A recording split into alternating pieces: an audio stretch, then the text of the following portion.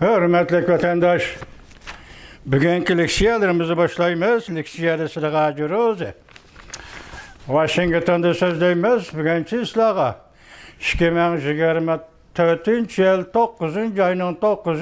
günü haftıga. Düşenbe vatandaşım, bugün sırağa leksiya, muhakime, yeni haberle, mesela alaylı Qazir Rusya Cungu münasibeti qaysi bosqichda turibdi asosligi. Shundaqla Ukraina Rusya urushi qaysi bosqichda turibdi asosligi.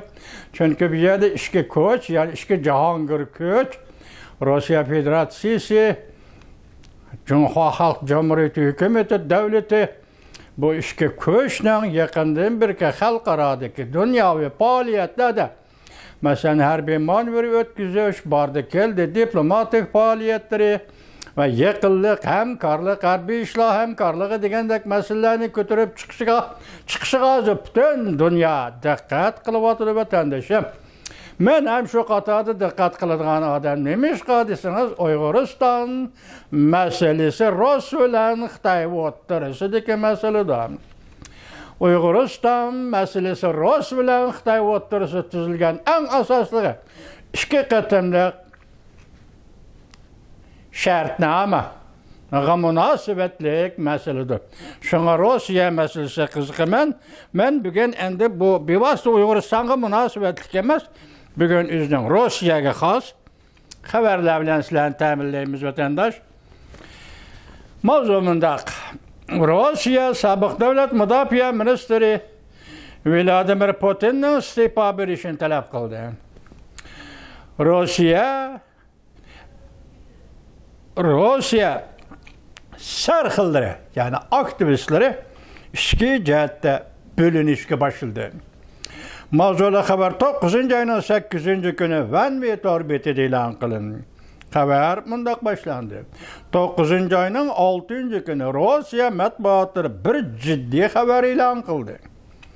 Rusya'nın kahramanı Evishov, Rusya'nın marshali, yani şu Evishov, bütün Rusya harbiy ofitserlar jamiyatining raisi, yani şu Evishov, tuyuqsizlar Prezident Vladimir Putinni iste'fo berishga murojaat qildi.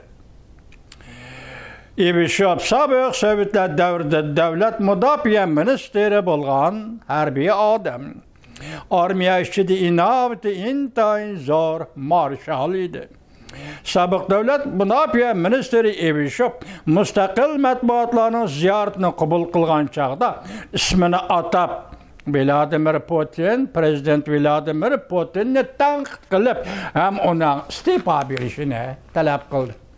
Zor özgürüş vatandaş, armiya, kumandanı, devlet mudofaa ministri sobiq Sovetlar davridan yaşangan adam, yaşangan harbiy adam değil. Hazır Rossiyada sarxillarga vakil bo'lib vakolati. Balki bu adamning hozirgi vazifasi Rossiyada nima jamiyatninki ofitserlar jamiyatining raislik vazifasini o'tayotgan bir paytda. Albatta armiyachilik ta'siri bor odam o'ttirg'i chiqib, bugun Prezident Vladimir Putinni iste'fo berishga taklif qilgan bo'lsa, bu haqiqatan Rossiyaning ichki qismidagi bo'linish, ya'ni sarxillar qatlamadagi bo'linish bo'lib hisoblanadi vatandoshim. Tashqari dunyo mundaq hisobladi. Evishov armiyaning manfaatiga vakillik qilib qolmasdan, ko'pincha Rossiya sarxillarining yoki yuqori qatlam jamiyatning manfaatiga muvakillik qiladi.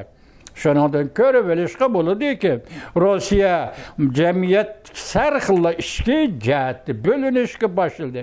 Vladimir Putinga qarshi turgan kishilarning qo'shini ko'payishga boshladi. Yoki uni saplari qatori ko'payishga boshladi deydi vatandosh. Bunun sebebini sürüştürsem, Rusya'nın Ukrayna'ya tecavüz kılıp patkakka petip gelişi buna bevasıta ve Türkçülük sebebi. Demek bir devlet, yoki bir armiya, bir partiya zor voqea, yani ziddiyetlik urush, yoki to'qinish xarakterlik voqeaga to'g'ri kelganda vatandosh shu davlatning yuqori qatlamidagi odamlarning hissiyotida fikir qilish yo'lida tafakkurda o'zgarish bo'ladi vatandoshim. Bugün siz görüp bakın. Jonanxay'ның Beyday degan ifodasi qarab bakın. Jonanxay'ның 7 ayning 15 kuni açılgan 20 navbatlik 3 umumiy yig'indagi ifodasi qarab bakın. Jonanxay 21 kun yo'qolib ketgan rais Xi Jinping ustida matbuotlar har bir taraf siyosat sarxillari Jungodagi yakilqa peshqadamlarda batalganlarning merkez to'g'risida, Jonanxay to'g'risida, Xi Jinping to'g'risida so'zlarga diqqat qiling vatandosh. Bugun hamda qaytib kelib Moskvada sarxillar. Masalan, marshal darajalik unvon davlat mudofaa ministri sobiq Yevshov bugun nima dedi? Prezident Vladimir Putin istifa berishga taklif qildi. Hatta cümleden Nemezov bundaq salmaqlıq əməldarlarımı narazı bolğuçular qatardan orun alğan idi. Nemezov kim? Rusiya vəzirliyi, yaka devlet vəzirinin muavin vəziri idi. Bu kişi aynı çağda Prezident Vladimir Putin to'g'riliq bir ishga yaka davlat siyosati to'g'riliq bir ishga gap qilibla yoshirin o'ldirildi. Bundaq ish Rossiya tarixi to'liq bo'lib, Chorvosiya ag'darilgandan keyingi Stalin yoki Lenin Rossiyasida bundaq maxfiy o'ldirish intayin to'liq vatandoshim. Bugun bu ishni Jungo Kompartiyasi takrorlayapti. O'zining amaldorlariga ham mesela o'tgan yil 10 ayning 27-kuni o'zing vazirlik qo'chaqni o'ltirdi vatandosh. Shunaqmi ya? Demak, kommunist mustabid davlatlarda bundaq yoshirin o'ldirish tabiiy.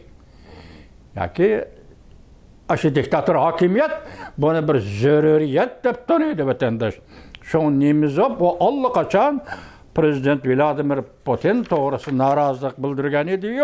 Shu vaqtida bu kishi maxfiy o'ldirilgan edi.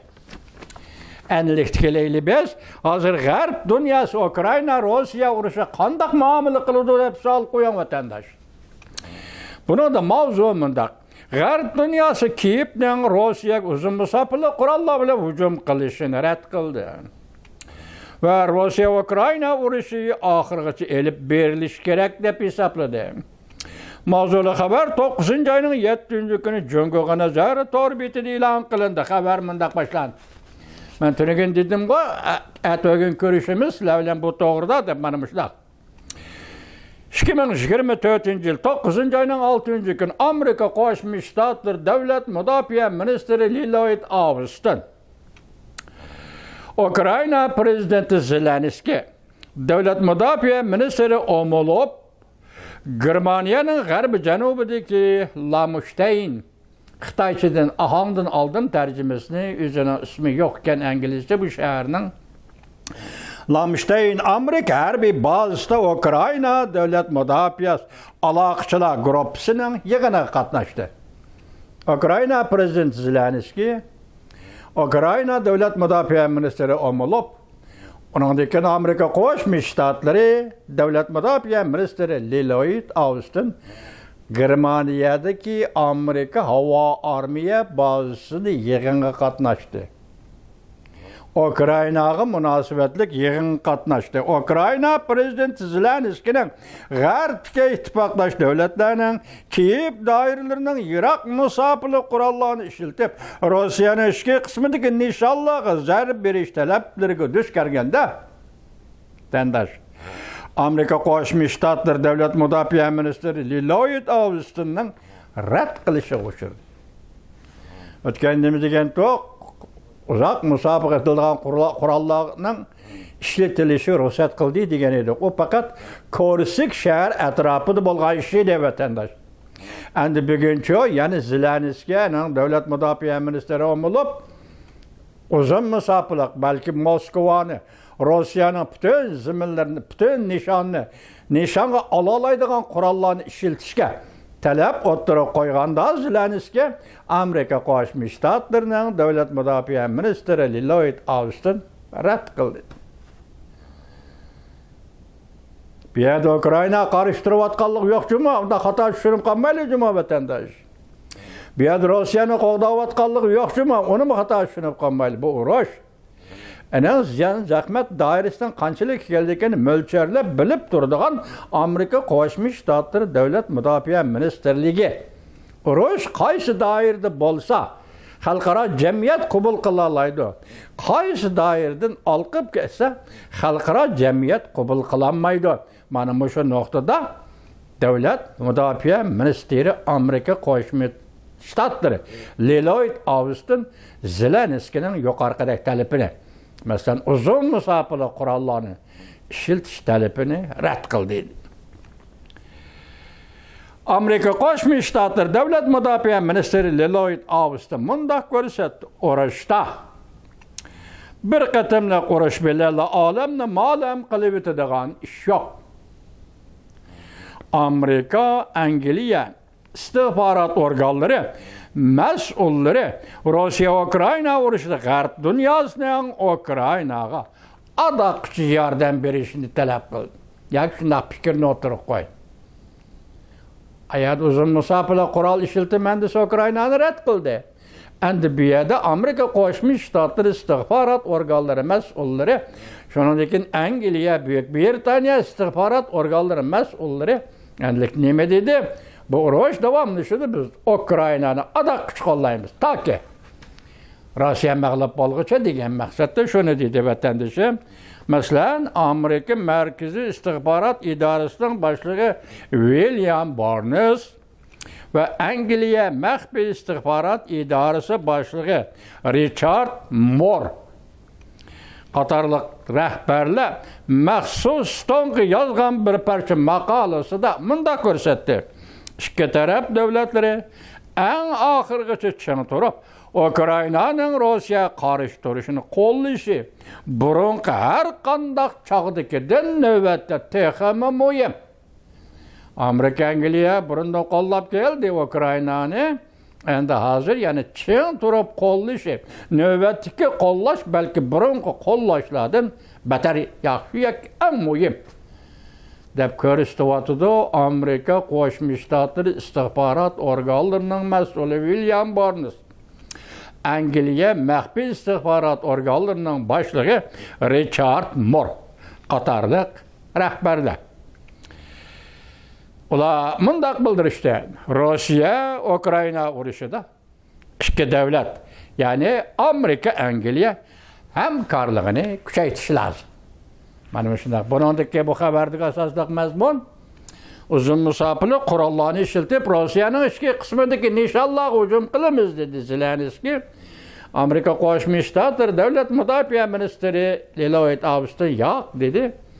Biroq ikki davlat, Angliya, Amerika Qo'shma Shtatlari ikki davlat istihbarat organlari biz Ukrainani adaq kuch qo'llaymiz.